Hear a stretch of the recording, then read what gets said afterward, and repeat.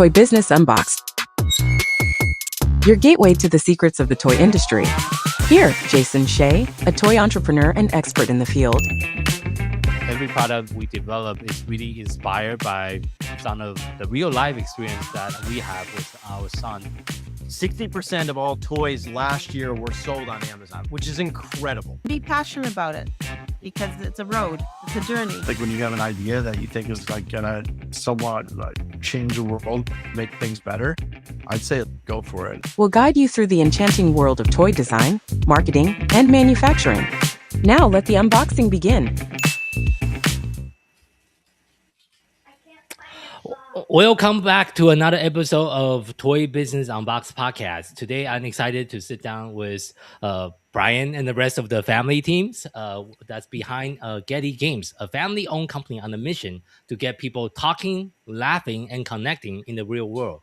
We'll be discussing the journey of launching their first games and also navigating some challenges in publishing and also their most recent successful Kickstarter launch. So thank you so much, Brian and Michael and Carson and Angie on joining today's interview. Thank you, Jason. Appreciate it. Thank you for having your us. time for having us on. Yeah, thank you. So first of all, just to be transparent, this is my first time interviewing so many people at the same time. So we'll see how the dynamic goes. Hopefully we don't talk over each other too much, but we'll try our best. But first of all, I want to start off with the interview as how did the idea of the first game even came to life as like sounds like a family project? Like what year was it and what was the like kind of the story behind that? Yeah, for the I'll first look at you, game, Dad. Crud. Yeah, Dad, this will be you. Yeah, well, our Crud. Yeah. Anyway, Crud, we've played many games over the years. We would go camping, have family parties, play games, and you're always looking for a new game, right? So we found a few games that we kind of liked certain aspects for or about, and I don't know, I think we were camping one day and we decided, let's modify this game a little bit and maybe we can release our own game. And anyway, one day we talked about it for several years, and one day I just finally decided, let's just do it. Let's make a game. So just put our heads down and got everything done that we needed to do, and we released it in November of 2021. And, okay, 2021. Okay, we released it on Amazon. Mm-hmm. So that's where we sell most of the games. I see. And from the original idea to actual kind of product in hand, how long does that took you and the team? Yeah, so I mean, from the original idea, it was several years, but probably. Mm-hmm. Yeah, it was probably several months. Carson, I, and Michael, I mean, we all kind of had some input, just adding some different dynamics to the game. But I would say within about 4 months, we pretty much had it all ironed out, artwork-wise and everything. Mm-hmm. We did our own artwork and just put it together. I was going to add. And our first one was, we tried to do it in the US. And not. How did that go with manufacturing in the U.S.? Yeah. At the talking about things. Yeah. We manufactured the first games in the U.S. I wanted it to be a made in America game. I was thinking that it would cost a little bit more. The people would be willing to spend the extra money to buy a made in America game. The one challenge we had, the entire game was made in America, except the dice. I could not find a source in the United States to make the dice. So that was outsourced to China. We had the dice shipped here to the United States. Then they were all put with the rest of the components, and they were actually made in Florida, the first batch. I see. What is the reason that you couldn't find the dice manufacturer? Is it because of the design of the dice, or is it a very specialized dice? No, they're very simple dice. Excuse me. They're very simple dice. They're just your dice are a little bit bigger than your typical small dice. But I was told is there's nobody who's supplies the plastics that make dice. Now, not that's true. I called around. You know, we didn't have AI back. Just ask Rock who all the dice manufacturers are in the United States. But regular dice. Oh, yeah, it's just there's okay, simple dice. okay, But okay. we wanted quality dice. You know, just Mhm. good quality plastic dice. But it is what it is. We got it done, and that's how we did it for the first, actually, 3 batches of games. So. Okay, okay. And when do you transfer into manufacturing in overseas? It was our second batch. We did have a few problems. There was, anyway, I won't even go into it.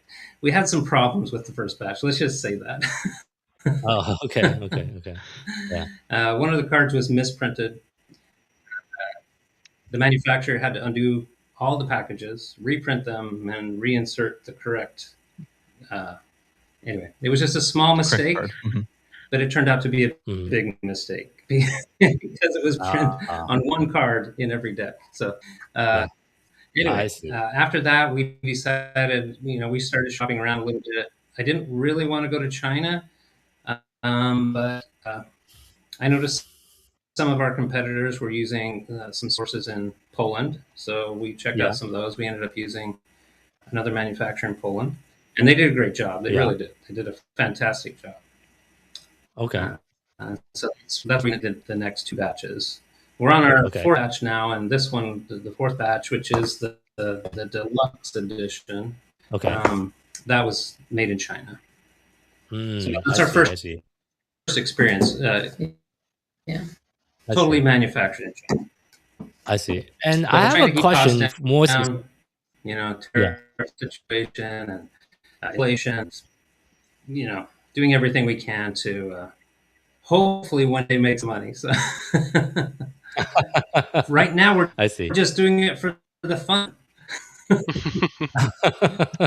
I see. So I have a question specifically for Michael and Carson. When did 2 of you got involved into the business? Is that from the very beginning, or when do you got? I would say more so into Catenate. We did a little bit with playtesting and giving input or advice for Crud. But especially for me, my involvement was definitely Catenate. I feel like, I mean, if we want to jump into the story with that, we can, or we can wait. Go ahead, you can share that. Yeah. So we had just moved at the time, and we didn't have internet for 6 or 8 months, and we were like, man, what are we going to do, past time? We have a bunch of games, right? Let's play some games. And so we were playing games, and then we were thinking, man, we could make our own games, like we just made Crud. We could take a lot of these ideas. And then we had the thought, we had just played like 2 or 3 games, and we're like, man, we can make a really fun combination of these games, right? And so we literally thought, Michael gave me the idea for a game that moves like Labyrinth, and we had just played Sequence with lining up tokens in a sequence, and I thought, why not make things that line up while you move the board around, try to make fun combos, fun interaction, right?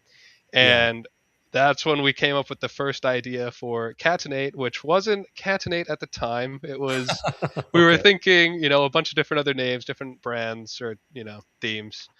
And our very first playtest was on paper that we cut into squares. And I swear we played with Skittles as the tokens.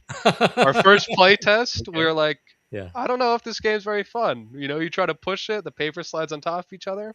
And then we abandoned the idea for a few weeks, but then we came back with cutout cardboard and actual tokens we could put on the cardboard.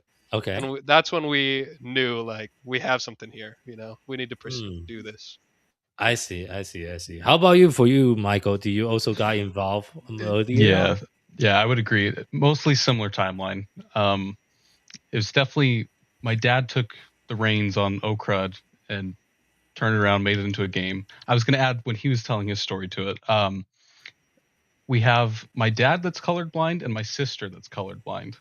So he would put these things together, and then he'd have us check it. Like, does this look okay visually? Like, is this is the color that it's supposed to be? But he came up with all the different symbols and stuff so they could be differentiated for everybody. which was kind of cool to see that, he went and just did that, put it all together. We made sure that it all worked as a game cohesively. And I would agree that me and Carson basically just helped play test, make sure everything worked, checked artwork for him. And then Cat Nate was definitely when we were more involved with the project. Okay. Got it. Thank you for sharing. And I always find the family-owned business a very interesting dynamic. Like before the interview, I mentioned like I also run a business with my sister. I think that has been very productive. I think me and my sister has become closer since we were running the business together as well. Did you also see that in your interaction within your family? Did your family's relationship actually become better, or maybe actually become worse because of all the fighting and all the issues coming from the business? What is your experience, especially from two of you so far getting involved into the business? I mean, so from my perspective, I feel like the Carson, you are muted, by the way. Couldn't hear you. Did you guys want to answer? So from my perspective, Michael, you Carson, want to share first? Yes and no. So we're all finding out that we're all kind of stubborn. It is nice that we get to spend time together. Like if we go to conventions and stuff like that, we all get to go and then we can kind of compare notes and see what we learned and didn't learn, or, oh, did you guys know this? So that's really nice, is that there's 4 of us to kind of split up the stuff too. But then there's 4 of us. So it's like, okay, who wants to do this? Who wants to do that? Who's going to try this? And it's like, none of us want to do marketing or social media because none of us like it. That's really important. And it's like, okay, so then what are some of our ideas for this? And who's going to take the reins on this? And I think...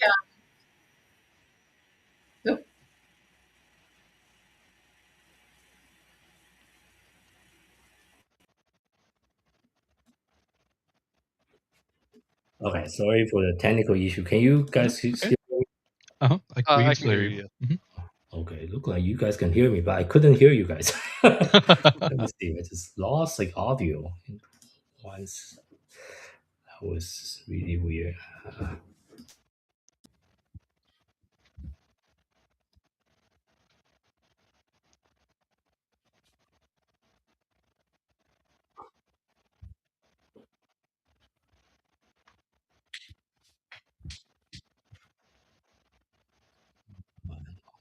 Speaker, maybe. Let me see.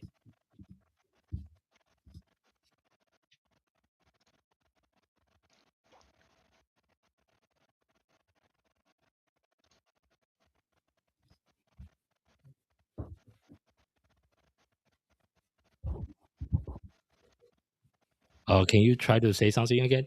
Yeah. Test. Check 1, 2. Test. Test 1, 2, 3. Microphone check. Yeah, I'm not sure where Mom and Dad went either.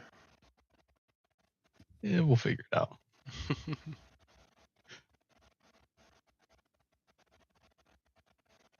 Yeah, we can see what happens. Let's see what's going on. I would say maybe our internet's going out, but I can hear you and you can hear me. So that doesn't make sense. I do think Mom and Dad were lagging just a little bit. Oh, okay. I can hear you guys now. Sorry. Hello. Perfect. Issues, yeah. Sorry about that. No, we'll make sure we'll edit that in post production. No worries. Sometimes it's technical issues. Oh, welcome back. Yeah, welcome back. Sorry about technical issues. So where I was at, okay, so I was asking about Michael and Carson about how was the family dynamic since you joined the company or become more involved in the business. Yeah, so I definitely think there's positives and negatives, right? Like all things in life. Positives is we already know each other quite well, and we are learning new things about each other, as well as we all have different inputs on what we like and don't like. The downside is we all have things that we like and don't like, right? Trying to cater to the things that we want in each game and the things that we don't want in each game. Trying to fight for our voice and opinion, I suppose, while also being able to have compromises that come with that. as well as it's nice being able to just casually go into like a workflow, like sitting around dinner talking about work. But at the same time, sometimes that also eats into our own like lives, I suppose, of life becoming work, which in itself is good and bad. Good to get things done, bad to not have like your own time, to yourselves as well. I see. How much are you both in the business full time now, or is it just part time helping out the business? I would like to make it full time, become my career to get this to where it needs to be. Yeah, I so see. both technically it's more part time for sure. Okay. I see. But do you enjoy the type of work? How do you like the industry so far? I surprisingly really enjoy this. Like, I think that I have a lot of I don't know, experience playing games, right? And I'm really enjoying creating my own games, as well as the people in this industry are amazing. Going to Board Game Geek, Gamma, everyone's so friendly, everyone's so welcoming, and I definitely could see myself being a part of that. I see. Thank you for sharing that. Yeah, So it's been awesome to sit down with some people to play test our game and kind of showcase our game or whatever, but everybody's just so friendly and willing to just learn a new game with you, play other games with you, just very friendly, open people. It's been really good. I see. How about from your perspective, Brian? Do you feel like they are carrying more of the weight now since they joined the business, so you can be more hands off and let the brothers do the work? Yeah, it's definitely nice to have additional help. There's always plenty to do with when you're running your own business. Especially starting a new game. This was our biggest game for sure. Crud was fairly simple compared to this game, this Cat and 8 game, especially with the expansion packs. The base game wasn't too bad, but then the expansion packs, it got a little complicated. But again, I wouldn't have been able to probably pull off the expansion packs without Michael and Carson, because they were very good about.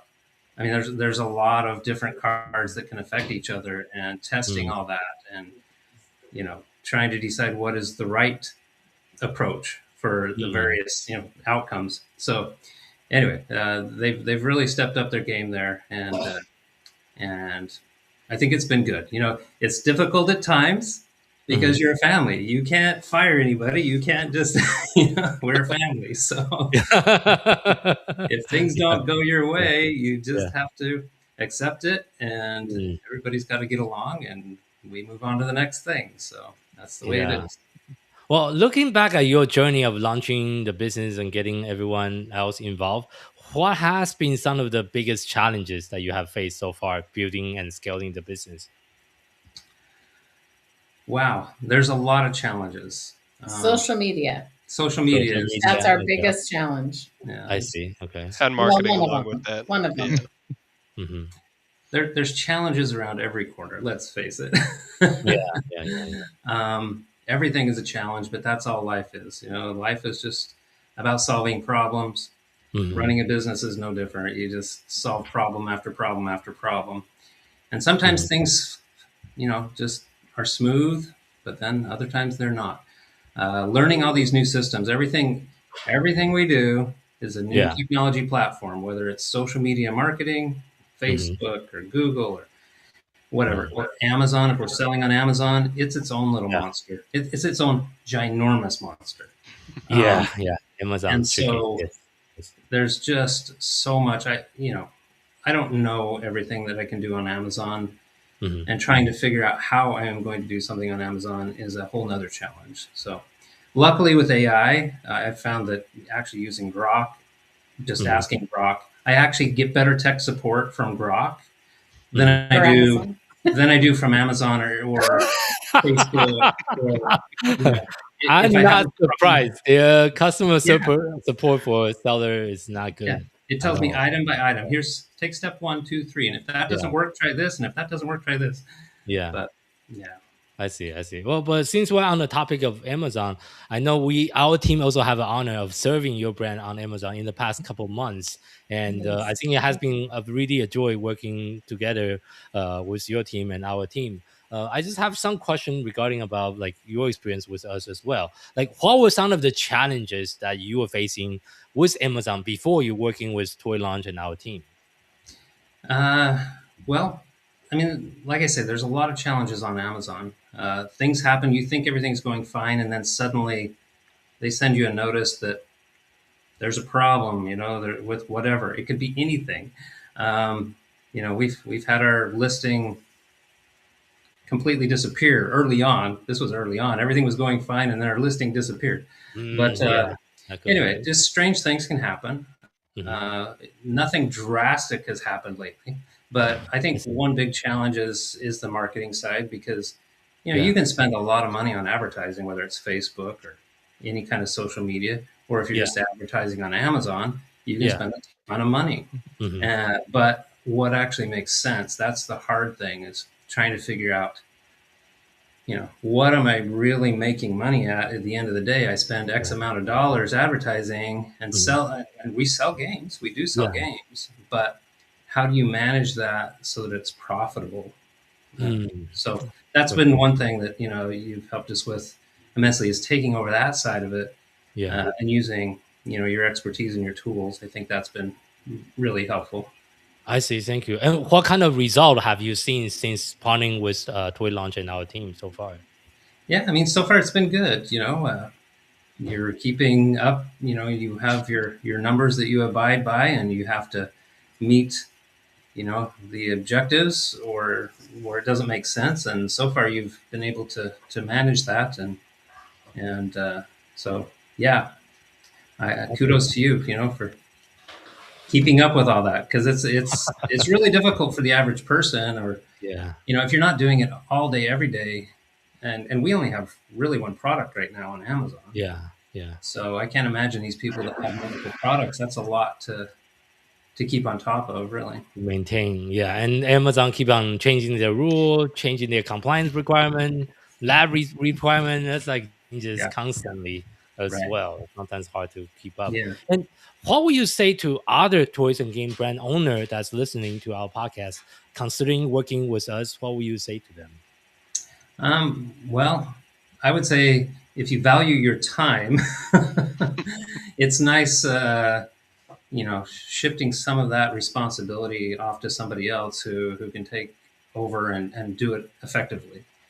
I would say, if you can focus on creating additional games, creating new good games, and let somebody help, assist with the marketing side. I mean, I think that's extremely helpful. Oh, thank you so much. And going back to the game, I think a lot of our audience haven't saw your game yet, and I think you have a copy with you. Can you do a quick demo on what is the rule of the games and how it is being played? Sure. So it's Crud. This is the deluxe edition. The deluxe edition, it's essentially got 2 decks in it. Let me get it open here. All right. So you've got, let me get it up here. You got 2 dice, a number die and a color die. The color die has multiple symbols. And you've got a red deck and a blue deck. So you can play with a big group, or just red or blue for a smaller group. Right. Oh, okay. Yeah. So if you're going to play with, 2 to 6 players, you just take one of the decks. But we made them different colors, even though they're identical decks. We made them different colors so that you could separate them easily if you needed to. Yeah, we've played enough games that we know that you don't want to sit and spend your hours sorting out the decks into their own decks. If you can just flash through the colors. Yeah. So you have your red deck and your blue deck. So let's say you're playing with 6 people. You basically deal all the cards. You shuffle all the cards. There's actually 6 suits. Oh, okay, 6 suits. Okay. 6 different suits here, and there's 1 through 9 of each suit. And then we have different rounds. Oops, there we go. Yeah, so there's 6 rounds. So the objective is different with each of the 6 rounds. In essence, it's a trick-taking game. So you deal all the cards out. Everybody's got their handful of cards like this, and then everybody takes a turn. I play one card. You have to, if I play, the triangles, the black triangles, the next person has to follow suit if they have it. If they don't, okay, so, well, what is Crud? Crud is different for each of the 6 rounds. So the objective is slightly different. Okay. So, for instance, round 1, Crud is a suit. And so you basically roll the color die. You roll this die here, and let's say it lands on the blue hexagons. So this is the suit you are trying not to get stuck with. Oh, trying to avoid. Okay. Yeah, you're trying to avoid that because they're 10 points each.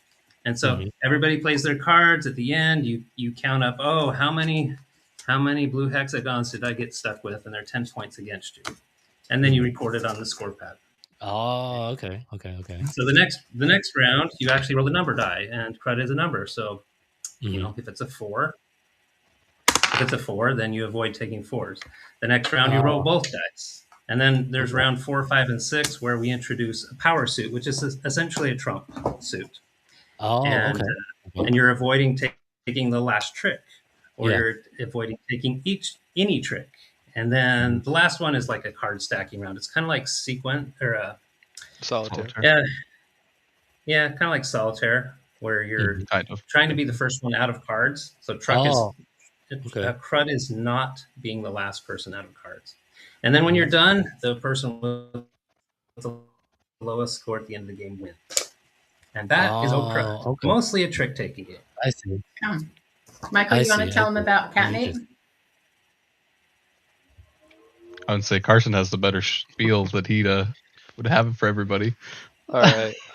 So for Catnate, we have 16 tiles that are arranged in a 4x4 grid. On the tiles, there's spaces, token spaces. Yeah, so if you can picture that in a 4x4 grid, it becomes an 8x8 playing area for tokens. And then you'll have cards that match the icons on the tiles. And on your turn, you have the option to play a card and put a token on the corresponding image. Or you can play a chaos card. But basically, your goal for the game is you're trying to line up your cats in a row based on where you play them with the cards. Or the chaos cards that let you rearrange the board. So we have Zoomies that lets you push an entire row all the way through. We have Catnado that lets you rotate a tile. And we have Cat Fight that lets you swap the 2 tokens already on the board. Oh, okay. And then we also have 3 expansions. 1 expansion focused on board and token movement and manipulation. Yeah. 1 expansion, or the second expansion, that's focused on player interaction and combos, things like that. And then the third expansion is focused on rules and strategy. So it changes the rules of the game, or it gives you new win conditions and goals that you can have for the game or to win. Interesting. Okay. Yeah. And then we love playing with all of them combined for the maximum amount of chaos and strategy, Well, I say us, everyone except for my dad. My dad doesn't like he doesn't like playing with everything together. Yeah, he loves the third expansion. Playing with everything combined is kind of chaotic sometimes. So. It's a lot of chaos, but too much variation maybe. I see. So, and with the new product, that's very interesting. You have 3 different expansion as well. Was that already designed in the initial process, or that was designed later on as part of a playtest? No. So we were actually thinking of different chaos cards that we could have in the game. And we had one idea for a card that wasn't necessarily a board movement card. Yeah. And we thought we could include it in the base game, but it might feel like the ugly duckling of the game, right? Like it doesn't really quite fit. And so we were thinking maybe we just do the 3 original base game chaos cards. And then as we were thinking of new card ideas, we thought, man, we can do 1 expansion that could be really cool. But as we were thinking of the 1 expansion, it kind of seemed split down the middle on half of the cards want to do board movement and half of the cards want to do not board movement. Okay. So then I had the idea of doing 2 different expansions, 1 for board movement, and we created new cards to go along with that, and then 1 for the play interaction and combo, and make new cards for that. And then eventually, Michael and my dad also had the idea of doing the third expansion that's more of a modifier to the game and not necessarily the chaos cards of the game. Yeah. I see. How is the customer reaction to the game and the expansion so far on Kickstarter and maybe at the show if you bring it to any show yet? Yeah, so definitely at the shows, we were honestly surprised by how many people wanted more chaos, especially with the expansions. We've play tested just the base game, and their reactions is basically that we love your game concept and what you do that's unique and different, and we want more of that uniqueness and difference. And we thought, that makes sense. So that's why we also included the 3 expansions to double down on our unique take on the game and genre. I see. Got it. And then it's been interesting to see how many people come and sit down and would be willing to play test with us. And they're looking at the game and we explain the rules and they're like, oh, this is a fairly simple, basic game. But then you get them playing and you start moving stuff around and you can just see their mind kind of start thinking through some of these moves. I'm like, oh, I have to really think about how I'm going to line up all these cats to try to win or get most points. And it's been fun just to see how that develops in people's minds. So remind me, how does the point work in this new game? So how do you get the most amount of point in the game? So there's 2 ways to win. Well, at least without the 3rd expansion. The 2 ways to win is you either get 8 tokens in a row and you instantly win the game. Okay. Otherwise, it's whoever has the most points at the end of the game. At the end, okay. And just getting 3 or more in a row gives you points. But having combos of maybe you have 2 or 3 or 4 lines that intersect, you'll get points for each of those. Or you can get points for each of those. But yeah, it's really just a simple concept with a really fun strategic learning curve of the more effort you put into the game, the more it rewards you, if that makes sense. I see. Got it. And how long does this game took you and the team to develop this time? Was it faster the second time around? Too long. Too long. Okay. Yeah. 2 years too long. No. Now, it took us around 2 years, though. Yeah, the base game took a while. The hardest part with that was the actual tiles, because the game concept, we thought we had it done. We actually made these tiles out of wood originally, and they were beautiful. They were beautiful. I would have loved to have made them out of wood, but then when you put the tokens on, and you go to rotate a tile or move a tile, all the tokens would fall off. It's UV printed on the plastic, but you can put the tokens on here and they're not going to fall off. So this is a plastic version.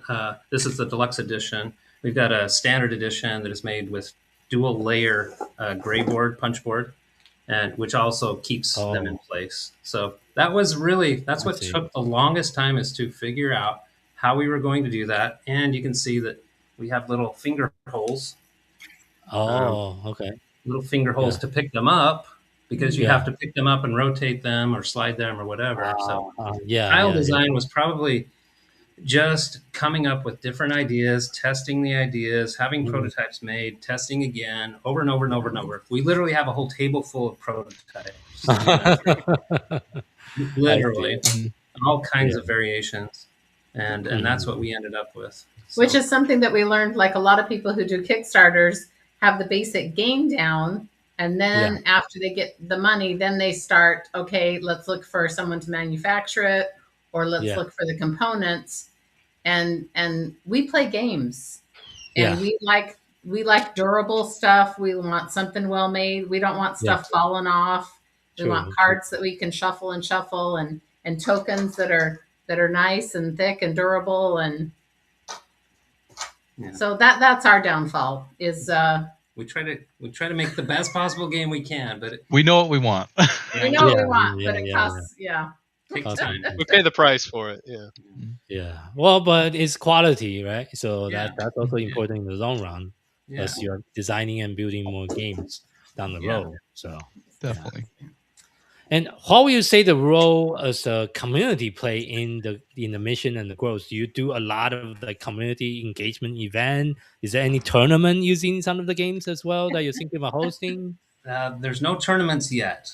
Okay. That's a great idea. We do want to travel the country and set up little game events. In game stores, etc. And I think that's a good way. There's so many games out there. I mean, literally, I've played many games that I just learned about for the first time. And you go to play the game, you look at the copyright, and it's been out for 13 or 15 years, and that's the first time I ever heard about it. So it really is. It's just kind of a chance thing. Somebody plays it at someone else, at a party or whatever, and anyway, just the way it works, I guess. So if we did travel and teach other people games, it's not just our games. We want to teach them other games too, other people's games, because a lot of it, for me, is intimidating if I don't know how to play, or if like I want to join, I want to learn how, but sometimes rules. Sometimes the rules are not. Yeah, Carson did a whole class on that. He's our rule book writer, and the way people interpret what they want and what you read, and I think rule books are a whole new world, huh, Carson? Because sometimes that's where you can really trip people up.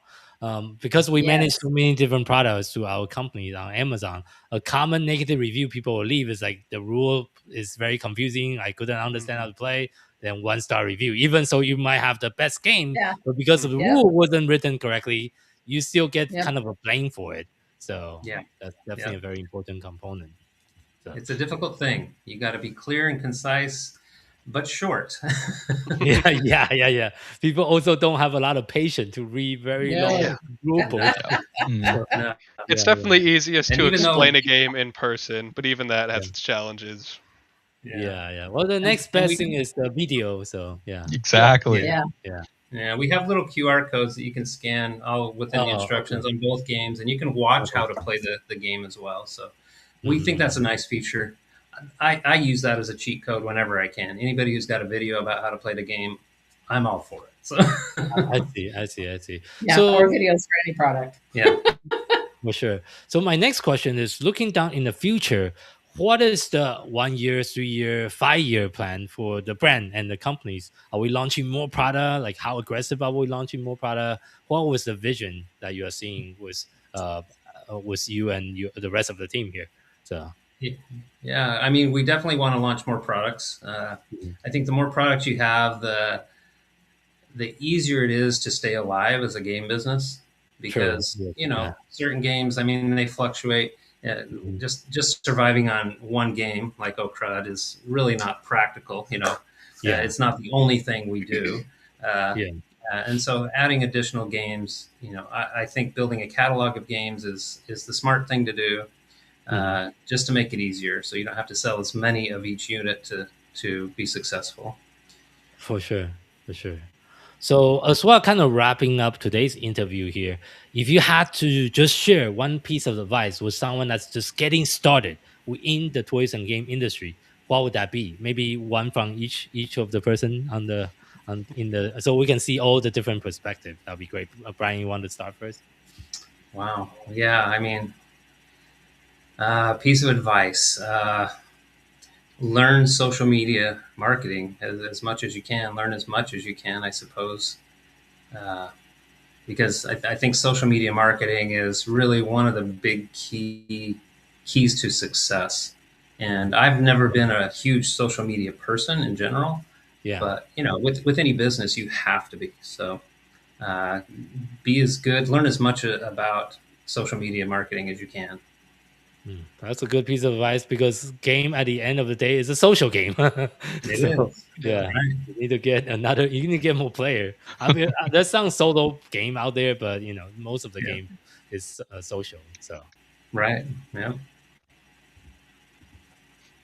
I would say there's always someone that can help you, like going to Gamma, reaching out, like you and your company. There's always people that are willing to help you. or give advice, or just to lend a hand. I think you just have to be willing to ask for help. Okay, that's a very good piece of advice as well. So mine's was gonna be right on the similar lines. So just build connections. The connections. The amount of people that we met that were willing to give us contacts for different people that they knew on where they could make a game, people they knew of creating games or anything that we needed. Just matter of finding the right people that fit for you and making those connections. For sure. Yeah. How about you, Cousin? I would definitely say take inspiration from wherever inspiration finds itself. You know, if you play games, play other games, find inspiration of what other people find fun or unique ideas they have. If you're an artist making sculptures, perhaps look at other people's techniques on making sculptures, you know. Wherever inspiration strikes you, harness that as well as you can. I see. I think everyone have a very good piece of advice. And for our audience that would love to learn more about the companies, where is the best place for people to find more about the business and the product online? Just GhettiGames.com. It's GhettiGames.com. And, we'll be updating our website with additional information with Cat and Nate as we're getting closer to actually being able to sell it. We're GhettiGames.com. I'm not sure if it shows up. Okay. Anyway, make sure we put that in the show notes. Yeah. Thank you. Perfect. Yeah. And thank you so much for everyone's time, and thank you for having the entire team on the show to share your wisdom, the knowledge, the journey, and also the lesson learned. So it's really thank you so much. Thank you. Yeah, thank you for having us. Good talking with you. Thank you, Jason. Thank you. And thank you for our audience for tuning into this episode of Toy Business Unboxed podcast. I hope today's conversation gives you some practical insight and fresh inspiration for growing your own toys or game brands. This podcast is proudly brought you by Toy Launch, a leading marketing and growth partner for toys and game companies. At Toy Launch, we help brands scale on Amazon and beyond through full service account management, advertising, SEO, creative, catalog optimization, influencer marketing, and more. If you are looking for a proven team that understands both the toys and game industry and the e-commerce digital marketing space, we are here to help. If you'd like to have a personal breakdown of your opportunity and your next best step, you can schedule a free consultation session with us. Just visit toy-launch.com/schedule to schedule a free consultation session with us. If you want to connect with other toys and game founders, join our free community, Toys and Game Launchpad, on Facebook. You can search for us on Facebook, or you can visit toy-launch.com/group to find our Facebook group.